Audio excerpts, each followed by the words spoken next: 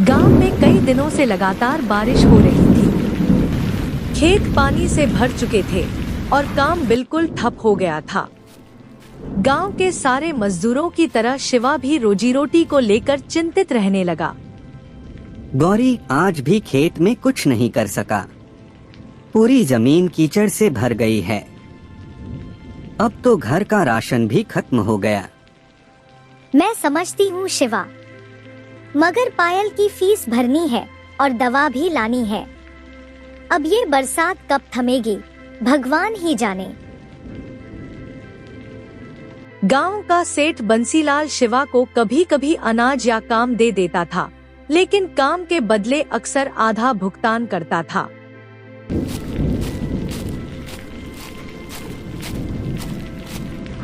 अरे शिवा, बारिश में तो काम रुक ही गया ना।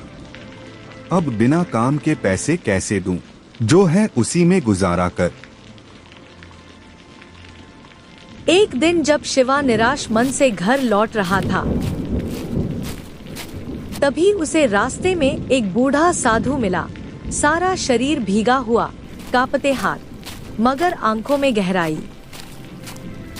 बेटा जरा ठहरो, मुझे इस झोंपड़ी तक सहारा दे दो। भगवान तेरा भला करेगा। शिवा बिना कुछ सोचे तुरंत साधु के पास जाता है और साधु महाराज को सहारा देते जैसे तैसे उसे अपने झोपड़ी में ले आता है और चारपाई पर लिटा देता है और पैरों को अच्छी तरह से दबाता है बिना कुछ सोचे समझे। शिवा वहां से उठकर साधु महाराज के लिए खाना बनाने चला जाता है।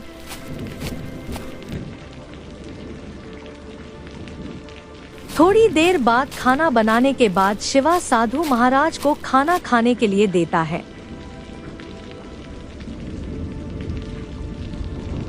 बेटा शिवा, तूने मुझे बिना सोचे बिना पूछे सहारा दिया। अब मैं तुझे एक वरदान देता हूँ।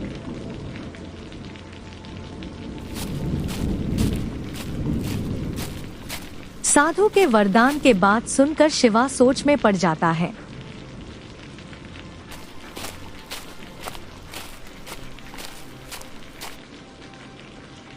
यह घड़ा लो, ये एक जादुई गागर है। इसमें तुम जिस भी चीज की एक बूंद डालोगे, वह हर दिन की पहली बारिश की बूंद के साथ दुगुनी होकर वापस आएगी। मगर याद रखना, लालच किया तो यह घड़ा सब कुछ खा जाएगा। शिवा साधु महाराज को धन्यवाद करता है और जादुई घड़ा को लेकर वहां से घर की ओर निकल जाता है। और जैसे ही शिवा घर पहुंचता है, तुरंत गौरी को पूरी बात बताता है।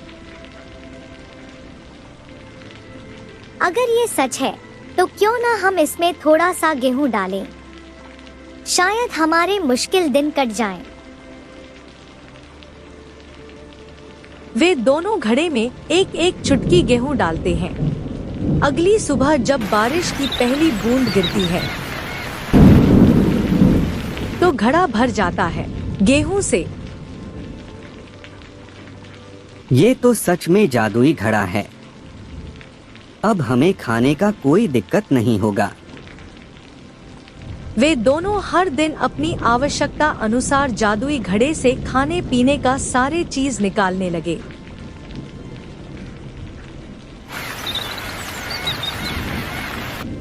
अब शिवा ने तय किया, इस जादुई घड़े से वो सिर्फ अपनी नहीं, गांव के बाकी मजदूरों की भी मदद करेगा।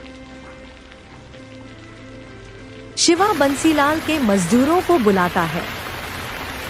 भाइयों, अब से तुम्हें सेठ बंसीलाल के आगे झुकने की जरूरत नहीं। चलो मिलकर बारिश में लकड़ियां जमा करते हैं, अनाज सुखाते हैं। मैं तुम्हारे साथ हूँ। गांव के लोग अब शिवा की मदद से आत्मनिर्भर बनने लगे। जादुई घड़े ने सबका पेट भरा, मगर किसी ने लालच नहीं किया। फिर एक दिन शिवा, तू मेरा काम बंद करवा रहा है। अब देख तुझे क्या सजा मिलती है। बंसीलाल ने चाल चलता है। अपने आदमियों से शिवा के घर में रखें जादुई घड़े को रात के समय में चोरी करवा लेता है।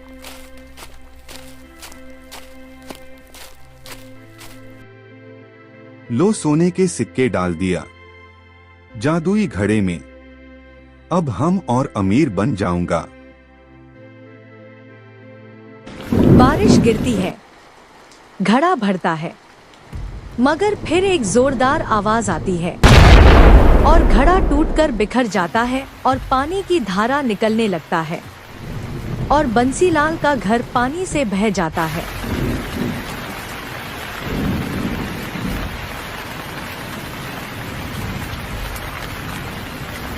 थोड़ी देर में साधु प्रकट होता है। इस घड़े ने सिर्फ सेवा का फल दिया। जिसने लालच किया वह खुद डूब गया। शिवा और गांव के बाकी लोग फिर से मिलकर खेती करते हैं, अपने हाथों से अनाज उपजाते हैं और हर मानसून की पहली बारिश में भगवान का धन्यवाद करते हैं। शिवा को अब बारिश से डर नहीं लगता बल्कि और हौसला मिलता।